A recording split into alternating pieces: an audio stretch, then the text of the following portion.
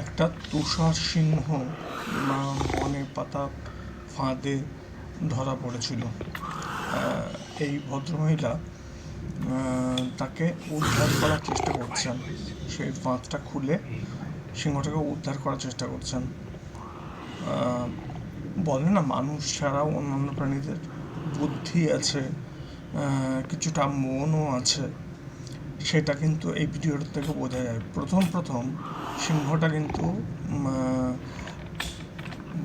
রাগ প্রকাশ করছিল, গর্ব গর্ব শব্দ করছিল, যে তাকে নিয়ে এটা কী করতে চাওয়া হচ্ছে সেটা বুঝতে পারছিল না।